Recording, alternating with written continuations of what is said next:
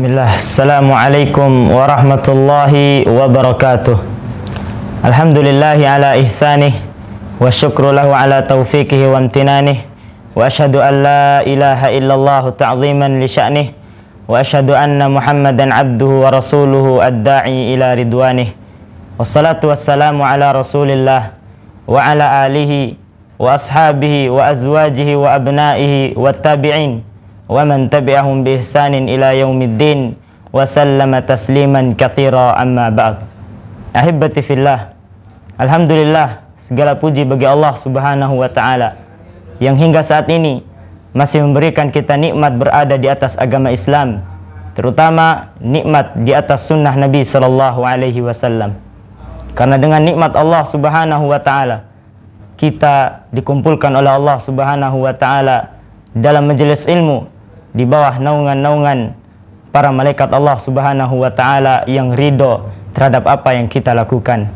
Dalam suatu hadis, Rasul sallallahu alaihi wasallam menyebutkan tentang keutamaan seorang menuntut ilmu. Rasul sallallahu alaihi wasallam mengatakan, "Man salaka tariqan yaltamisu fihi ilman, sahalallahu lahu bihi tariqan ilal jannah." Barang siapa yang menempuh suatu jalan dalam rangka menuntut ilmu, maka Allah Subhanahu wa taala akan mudahkan baginya jalan menuju surga. Walhamdulillah, kita sering duduk di majelis ilmu. Kita sering mendengarkan tausiah-tausiah ilmu. Bahkan udah menjadi rutinitas kita sebagai kaum muslimin, dan udah lewat beberapa tahun kita melaksanakannya. Lewat lisan-lisan para ulama, lewat lisan-lisan guru-guru kita, yang senantiasa disampaikan adalah ayat-ayat Allah Subhanahu wa taala dan hadis-hadis Nabi sallallahu alaihi wasallam. Akan tetapi timbul sebuah pertanyaan dalam hati kita. Apa tujuan kita untuk hadir di majelis ilmu? Apa tujuan kita untuk mempelajari agama Islam? Karena betapa banyak orang-orang yang menuntut ilmu, setelah dia mempelajari ilmu dan menyampaikan ilmu, namun tidak satupun dari ilmu yang ia ketahui dia ajarkan, kemudian dia amalkan sesuai dengan tuntutan Nabi sallallahu alaihi wasallam. Dan ada orang-orang yang menuntut ilmu agar supaya dikatakan sebagai orang yang alim, dan dia merendahkan orang-orang yang bodoh, serta berbangga-bangga di hadapan para ustadz, berbangga-bangga di hadapan para ulama. Jika demikian, maka ketahuilah Allah Subhanahu wa taala pernah mengatakan, "Kabura maqtan indallah an taqulu ma la taf'alun." Sangat besar kemarahan Allah Subhanahu wa taala kepada seorang yang ia menyampaikan ilmu namun dia tidak mengerjakannya. Di dalam suatu hadis juga Rasul sallallahu alaihi wasallam mengatakan, "La ta'allamul ilma litubahu bihil ulama." Jangan kalian menuntut ilmu untuk berbangga-bangga di hadapan para ulama. Wala litumaru bihis sufaha, dan jangan kalian menuntut ilmu untuk merendahkan orang-orang yang bodoh. Dia merendahkan temannya dalam menuntut ilmu. Kemudian dia meniatkan untuk berbangga-bangga di hadapan para ulama, agar dia dikatakan sebagai orang yang pintar, dikatakan sebagai orang yang cerdas. Rasul sallallahu alaihi wasallam mengancam orang-orang seperti ini dengan mengatakan, "Faman fa'ala dzalik fannarun nar."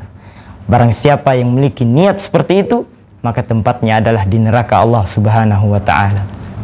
Ahibbati fillah, berbicara tentang niat, maka kita berbicara tentang suatu hal yang besar, yang dengannya seorang bisa jatuh pada suatu yang syubhat, yang dengannya seorang bisa jatuh pada suatu yang haram, yang melanggar syariat Allah Subhanahu wa taala.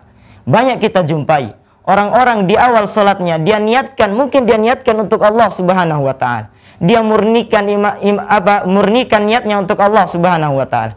Tapi di akhir salatnya dia harapkan agar supaya dia mendapatkan imbalan manusia. Di akhir salatnya dia niatkan untuk agar mendapatkan pujian-pujian manusia. Oleh karenanya Rasul sallallahu alaihi wasallam senantiasa mengajarkan kita umatnya untuk melantunkan sebuah doa pada setiap harinya. Rasul sallallahu alaihi wasallam sering berdoa kepada Allah, "Ya muqallibal qulub, tsabbit qalbi ala din." Wahai zat yang maha membolak-balikan hati manusia, kokohkanlah hatiku di atas kebenaran. Wa ya musarrifal qulub, sarrif qulubana ala ta'atik. Wahai zat yang maha memalingkan hati, jangan engkau palingkan hatiku dari kebenaran ya Allah, dan tetapkanlah hatiku di atas ketaatan kepadamu ya Allah. Al-Imam Ibnul Jauzi rahimahullahu ta'ala. Beliau adalah ulama besar pada zamannya. Beliau memiliki lisan yang mudah dalam menyampaikan ilmu. Bahkan dalam kitabnya Sayyidul Khatir, beliau menyebutkan ketika beliau dalam suatu majelis yang dipenuhi dengan ribuan bahkan ratusan manusia, beliau berdoa kepada Allah Subhanahu wa ta'ala, ya Allah, jika engkau mengazabku besok ya Allah, jangan kau kasih tahu para muridku ini ya Allah. Jika engkau besok mengazabku ya Allah, jangan kau kasih tahu orang-orang yang hadir di majelisku ya Allah. Kenapa? Li'alla yuqal azzaba man da'a ilaih, agar tidak ada orang yang mengatakan, kok bisa Allah Subhanahu wa ta'ala mengazab orang-orang yang menunjukkan kepada jalan yang benar. Li'alla yuqal azzaba man da'a ilaih, kok bisa Allah Subhanahu wa ta'ala mengazab orang yang menunjukkan pada jalan yang benar, orang yang mengajarkan Al-Quran, orang yang mengajarkan hadis. Kapan Allah Subhanahu wa ta'ala mengazab orang-orang seperti ini?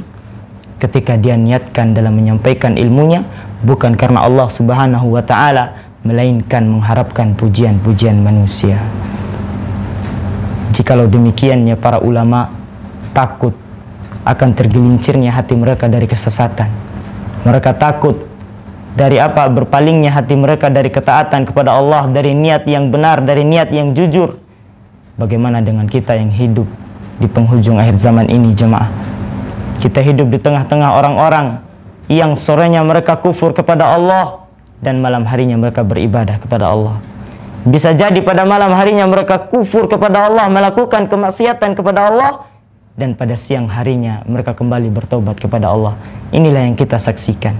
Dalam suatu hadis, Rasul sallallahu alaihi wasallam menceritakan, menggambarkan tentang seseorang yang dia beramal hingga amalannya begitu banyak. Dikatakan oleh Nabi sallallahu alaihi wasallam hingga amalannya seperti gunung Tihamah.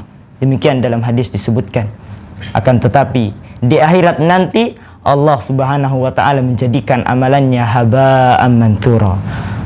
Allah Subhanahu wa ta'ala menghancurkan amalannya haba'an manthura, sebagaimana debu yang berterbangan.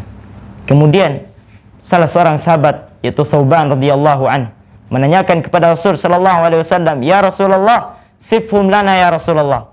Ya Allah, kabarkanlah kepada kami, alla nakuna minhum, bagaimana ciri-ciri mereka ya Rasulullah? Alla nakuna minhum, agar kami tidak termasuk dari orang-orang yang engkau sebutkan ya Rasulullah.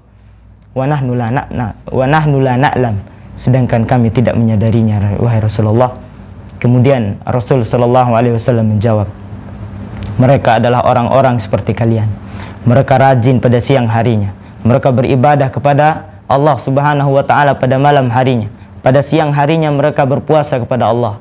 Lakin idza khalau bimaharimillah intahakuha, akan tetapi jika mereka dihadapkan dengan sesuatu yang haram pada kesendirian mereka, tidak ada orang yang melihatnya, dan di depannya ada sesuatu yang haram, intahakuha, dia menerjang semua keharaman yang dilarang oleh Allah Subhanahu wa ta'ala.